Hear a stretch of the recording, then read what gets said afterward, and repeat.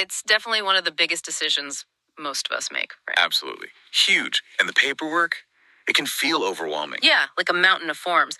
But what if, one specific document, this core contract, actually holds some really surprising details, stuff every seller should get, not just skim over? It's so true. People dismiss them as just standard stuff, but this one agreement, well, it defines the whole relationship and has clauses that can really impact things. Understanding it is key. That idea of empowerment, I like that, especially when these docs seem so complex. So today we're doing a deep dive, taking a shortcut into that document, the listing agreement, seller representation agreement authority to offer for sale, specifically Form 200 used here in Ontario. Exactly. Our mission today is to unpack this really crucial contract. We want to, pull back the curtain on some of the fascinating, maybe unexpected clauses that shape things between you, the seller, and your real estate brokerage. Okay, and we're working from an annotated version of this form. It's provided for educational purposes by OREA, the Ontario Real Estate Association. They own the forms, the clauses. Right, and just a quick note, those trademarks like Realtor, MLS, multiple listing services, they're controlled by CREA, the Canadian Real Estate Association. Good point. So expect some aha moments today. We'll cover everything from how commission works, which can be tricky, to what actually happens with your property's data online. Yeah, the goal is a clearer picture of what you're really signing, when you put your name on that dotted line. Okay, let's unpack this. Let's get into the foundation first. So everyone knows you need an agreement, but this Form 200, what are the absolute core parts that set up this binding relationship between you, the seller, and the brokerage? Okay, so at its heart, it's a binding legal contract between you, the seller, and the real estate company, the listing brokerage. And its main job really is to give that brokerage the exclusive and irrevocable right to act as your agent. Exclusive and irrevocable. Sounds serious. It is. It means they and only they have the official permission to put your home on the market for sale during that agreed time. So it's more than just a handshake deal. It's the legal bedrock. Why is having this formal agreement so critical? Well, legally, it's required in Ontario. It's how the brokerage secures their right to earn a commission, first off. And it also ensures everything complies with TREASE, the Trust in Real Estate Services Act. TRESA, right. That's the big regulation. Exactly. It protects both you and the brokerage by clearly defining the agency relationship and the terms. Formalizes everything. Okay. And the agreement itself, it identifies the brokerage, you as the seller, the specific property. That's straightforward. But it also sets the listing period. How does that part work? Right. The listing period defines how long the contract lasts. It has a specific start time and date, and it expires at 11:59 p.m. on a set end date. And is that period just set by the agent? No, and this is really important. The length of this period is absolutely negotiable. It's something you and the brokerage agree on together. Now, sometimes MLS rules might have minimum listing times, but the key takeaway from TRESA is that you, the seller, have to initial right beside that date to show you, understand it's negotiable. It's not a take it or leave it thing. Got it. So you have a say in how long you're tied into this agreement. What about the price, the asking price for the home? Yeah, the agreement states the price in Canadian dollars. But it's not just a number the agent pulls out of a hat. Right. The form is specific. It says the price and terms are at your personal request after full discussion with the listing brokerage's representative regarding potential market value. So it emphasizes that it's a collaborative decision. Your request, informed by their expertise. Okay, collaborative. That's good. Now, there's something early on called the seller's initial warranty. What's a warranty here, and why is this one important? A warranty in this context is basically a legal promise, a strong one. Here, you, the seller, represent and warrant, so you're promising that you're not already under contract with another brokerage for the same property. And also that you haven't already agreed to pay commission to someone else for selling it. It's really about ensuring exclusivity and preventing disputes where two brokerages might claim their owed commission for the same sale. Avoids double dipping, essentially. Makes sense. Now, before we dive deeper, let's just quickly reiterate that disclaimer. OREA provides these annotated forms for personal educational use. Right. Educational use only. They're not commercial. And you definitely shouldn't rely on them as formal real estate advice or legal or accounting advice. Yeah, think of this deep dive as a general overview, like a guide. Exactly. It's not a substitute for reading the actual full legal document yourself or, getting advice from a professional if you need it. Always read the fine print. Okay, good reminder. So with those basics covered, let's talk about something usually top of mind for sellers. Commission. How does Form 200 actually structure that? Right, the commission. The agreement spells it out clearly. It's usually a percentage of the final sale price, or sometimes it can be a fixed dollar amount. And when is it payable? It becomes payable when you accept a valid offer to purchase the property from any source whatsoever obtained during the listing period. So basically, if an offer comes in while the agreement is active and you accept it, the commission is triggered. Doesn't matter how the buyer found the property. Okay. And the agreement also says the seller authorizes the listing brokerage to cooperate with other brokerages, the cooperating brokerages. Yes, and to offer them a share of the commission. This is important. How does that sharing work? Does the seller pay extra? No, that's the key. The share paid to the cooperating brokerage comes out of the total commission you agreed to pay your listing brokerage. It's not an additional fee on top. It's basically an incentive structure built in, encouraging other agents to bring their buyers. Widens the pool. Right, gets more eyes on the property. Now here's a clause I hear often catches sellers by surprise. The holdover period. Sounds significant. What is it? It is significant. Definitely a key insight.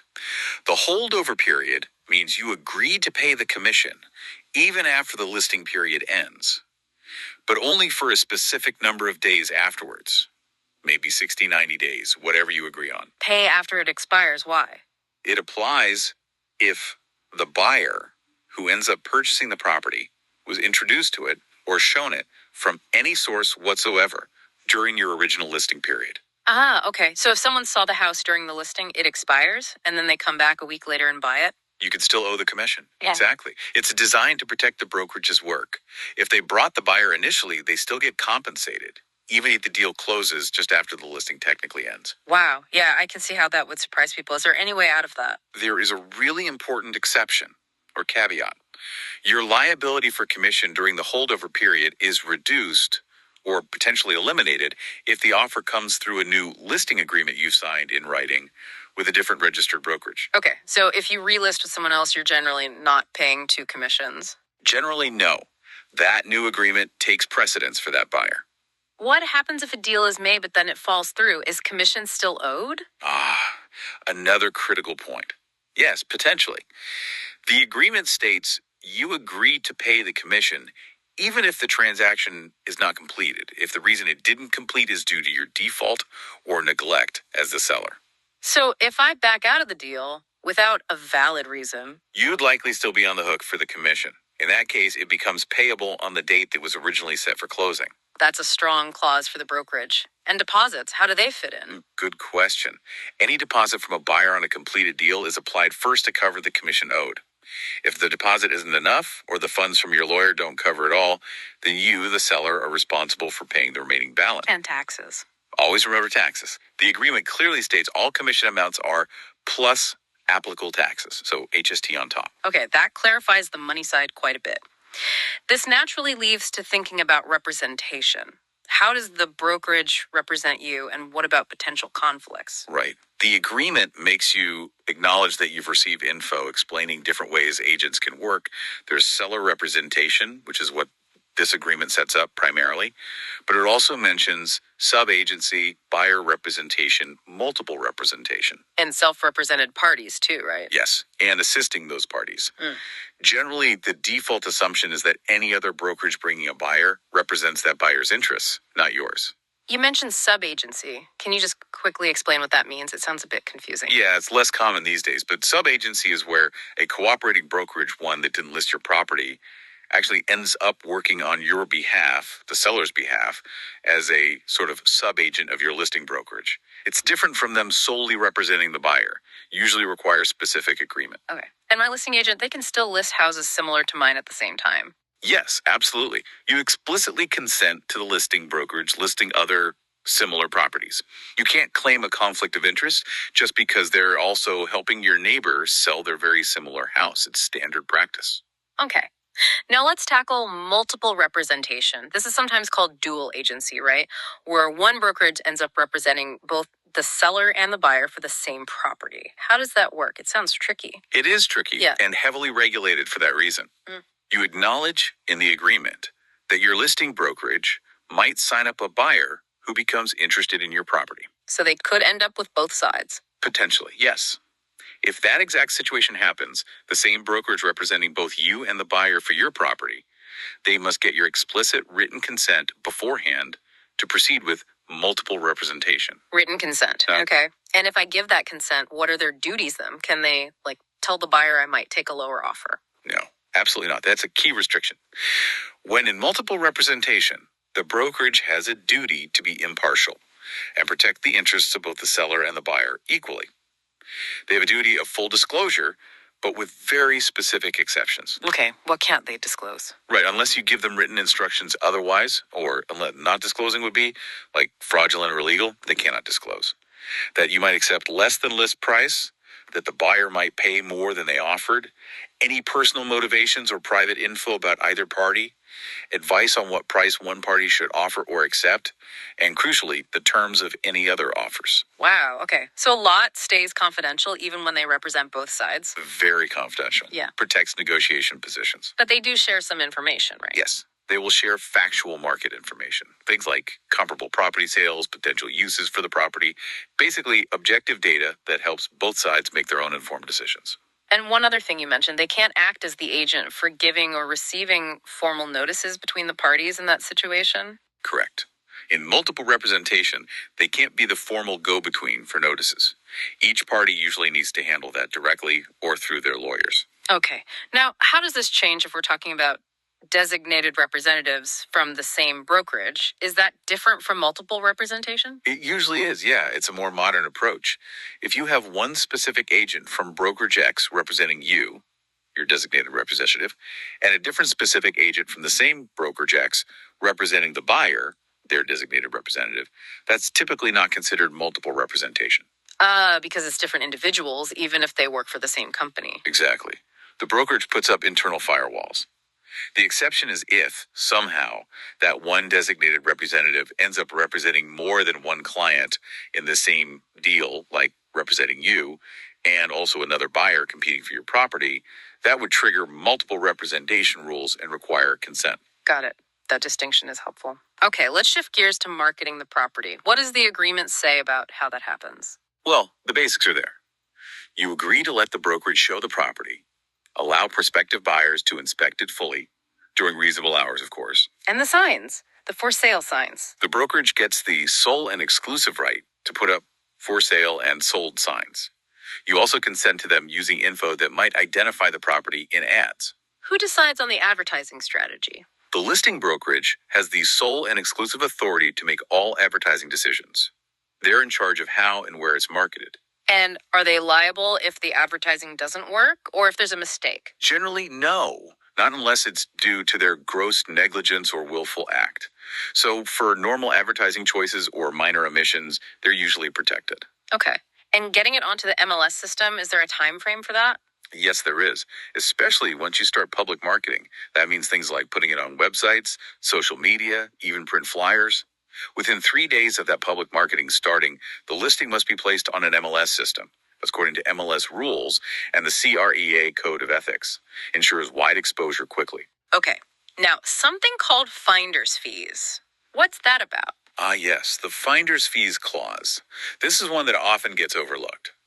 You, the seller, acknowledge and consent that the brokerage can receive and keep any finder's fee, reward, or referral incentive they might get, in addition to the commission you pay them. So, if they refer me to a mortgage broker and get a kickback? Exactly like that. Yeah. Or referring a moving company, lawyer, etc., it means you agree they can accept those payments.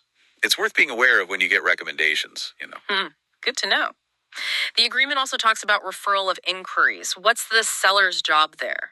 Your job is to immediately tell your listing brokerage about any inquiries you receive directly from any source. And you need to give them all offers to purchase before you accept or reject anything. Why is that so strict? It's to make sure everything goes through the proper channels, through your agent. They manage the process, negotiations, paperwork. And it ties back to commission, too. If an inquiry during the listing leads to a sale, even during the holdover period, commission is payable. So they need to know about everyone who showed interest. Right, keeps everything organized and ensures the agent is involved. Okay, now a really big topic today. Information use and privacy. What exactly are you agreeing to share when you sign this? This section is broad and really important to understand in our digital age. You're consenting to the brokerage collecting, using, and disclosing your personal information specifically for listing and marketing the property. What does that include? It includes, listing and advertising it anywhere, print, internet, social media, disclosing property details to potential buyers, other agents, anyone who might help sell it, and crucially, putting all the listing info, photos, videos, virtual tours, floor plans, descriptions, surveys, the works, into the MLS database systems. Okay, into the MLS database. But who owns that data? Does it just disappear when my house sells? This is the part that's often a huge eye-opener for sellers. You explicitly acknowledge that the MLS database itself is the property of the local real estate board or boards. The board owns my listing photos and data. Yes, and they can license, resell, or otherwise deal with that data. Wow. What can they do with it? The agreement says the boards can distribute the information to authorized users, other brokerages, appraisers, government bodies, municipal organizations, both during and after your listing term ends. They could use it to market properties, compile statistics, publish historical sales data, and even keep and reproduce media-like photos for analysis by their members. So my sold photos could be used years later for market reports. Potentially, yes. But For comparative market analyses and stats, it becomes part of the historical market record owned by the board. and where is all this data stored? Is it kept in Canada? That's another really significant point. You acknowledge that the information given to the board may be stored on databases located outside of Canada. Outside Canada. So like in the US. Could be. Which means your data, potentially including personal info linked to the property, would be subject to the laws of whatever foreign country it's stored in. Different privacy laws, different access rules. It's definitely something to be aware of. Yeah, that's huge for privacy conscious sellers. Is there any control over who contacts you after the listing ends? Yes, there is one specific control offered. The agreement has a checkbox section where you explicitly state whether you do or do not consent to let other real estate board members contact you after your listing agreement expires or is terminated, specifically to talk about listing or marketing your property again. Okay, so you can opt out of those follow-up calls from other agents. Exactly. You get to choose that. All right, let's move into the seller's warranties and some other legal bits. You warrant you have authority to sell. What does that entail? It means you're legally promising, representing, and warranting that you have the exclusive right and power to sign this agreement and sell the property. You're confirming you're the rightful owner or have the legal authority. What else do you warrant in that section? You also warrant that you've told the brokerage about any third-party interests or claims on the property, things like rights of first refusal, existing options to purchase, easements, mortgages, liens, basically anything that could affect the title or the sale process. Transparency up front. Okay. And indemnification and insurance sounds like legal protection language. It absolutely is. First, you agree not to hold the brokerage responsible for loss or damage to your property or its contents while it's listed, unless it's caused by their gross negligence or willful act. So if someone slips during a showing, generally that's on your insurance, not the agent's. Right. You also agree to indemnify the brokerage, meaning you'll cover their costs if they face claims or losses because you breached one of your warranties or representations in the agreement. So if I didn't disclose something important and they get sued, I could be responsible. That's the idea behind indemnification, yes. And finally, you warrant that you have property insurance, including personal liability coverage, and you indemnify the brokerage against claims if someone gets injured on your property during the listing period. It sounds like this agreement really tries to cover all the bases for potential issues, almost like a financial prenup for selling your house. That's not a bad analogy, actually. It aims to clearly allocate responsibilities and risks up front. There's also a clause about the Family Law Act. What's that about? That's primarily relevant if the property is a matrimonial home under Ontario law. You warrant that spousal consent isn't needed for the sale unless your spouse has actually signed the consent section provided right there in the agreement. It's to prevent issues later where a spouse might claim they didn't consent to selling the family home. Okay, ensures all necessary parties are on board. And sellers also authorize the brokerage to verify information. How much power does that give them? Quite a bit, actually. You authorize them to get any information affecting the property from various sources, government authorities, municipalities, mortgage lenders, you name it. Any information? Pretty much anything relevant to the property and its sale. And it goes even further. You actually appoint the brokerage or their rep as your attorney, your agent, specifically to sign documents needed to get that information. It streamlines their ability to do due diligence. Wow, okay. And the last legal point here, successors and assigns. That's standard contract language. It just means the terms of the agreement are binding not just on you, but also on your heirs, executors, administrators, anyone who might legally step into your shoes regarding the property or your estate. Ensures the contract continues. All right, so we've gone through a lot of detail. As we wrap up this deep dive, let's look at the fine print stuff that ensures the agreement holds together. What if there's a conflict? Like, if we add a special clause in a schedule, but it contradicts the standard printed text. Good question. The rule is clear. The added provision, the part you specifically wrote in or attached, like in a Schedule A, supersedes this standard pre-printed clause if there's a conflict. So custom terms override the boilerplate. Exactly. And the agreement states that it, including any schedules, forms the entire agreement. No other verbal promises, representations, or conditions matter unless they're written into this document. Okay, and electronic signatures. Totally valid. Yep. The agreement confirms that it can be sent electronically, and electronic signatures are considered original and binding. It specifically references Ontario's Electronic Commerce Act 2000, making it legally sound. And the agreement ends with the brokerage's commitment. It does. They formally agree to market the property and represent you to get an offer on the terms you've set out, or other terms you find satisfactory. It restates their core job. And then the very last part is the seller signing off. Right. You sign acknowledging you've read it, understood it, accept the terms, and got a copy. Yeah. And there's that final spot for spousal consent if it's needed under the Family Law Act. That ties it all up. So we've really unpacked a lot in this deep dive into the listing agreement, Form 200. From commission nuances like that holdover period, to the different types of representation, what happens with marketing and data. It's clear this is way more than just standard paperwork. Absolutely. Understanding these clauses isn't just about ticking boxes. It's genuinely about empowering yourself as a seller, knowing what you're committing to, what your rights are, what the brokerage's duties are. It puts you in a much stronger position. It really shows how these standard contracts have vital details. It really does, and it makes you think, doesn't it? Considering all the detail and the legal weight in just this one common real estate form, what other standard agreements that we encounter all the time, service contracts, app terms and conditions we click agree on, might hold similar kinds of unexpected complexities? Or maybe powerful hidden clauses we just accept without a second thought? That's a really provocative thought. How can understanding the depth of this one agreement maybe encourage you, the listener, to approach other contracts, even the simple online ones, with a bit more of a critical eye, knowing that the details really do matter, even when you're just clicking, I agree?